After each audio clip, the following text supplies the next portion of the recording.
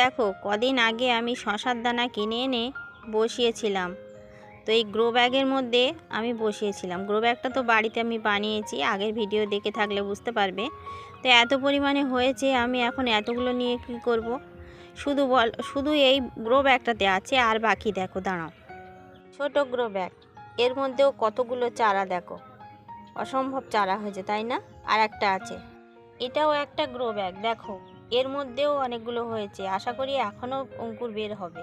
এই দেখো ছোট চিপসের প্যাকেট, তার মধ্যেও দিয়েছিলাম, এর মধ্যেও হয়েছে একটা, আর একটা আছে, আর একটা চিপসের প্যাকেট দেখো এর মধ্যেও হয়ে আছে।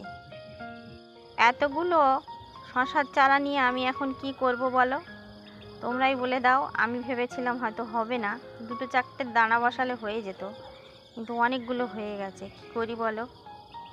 আর একটা খুশির খবর, এই দেখো আমি যে ধনেপাতার বীজ ছড়িয়েছিলাম মুদির দোকান থেকে এনে, এই দেখো কি পরিমাণে বেরিয়েছে দেখেছো। আমিও তো অবাক হয়েছিলাম যে মুদির দোকানে হবে কি না, মুদির দোকানের বীজে যে এত সুন্দর ধনেপাতা গাছ হয় সেটা তো আমার জানা ছিল না। দেখতেই পাচ্ছ, তো আমার এই ধনেপাতা গাছ আর তার সঙ্গে যদি আমার এই শশার চারা বের হয়েছে, যদি তোমাদের ভালো লেগে থাকে লাইক শেয়ার সাবস্ক্রাইবটা করে দিও।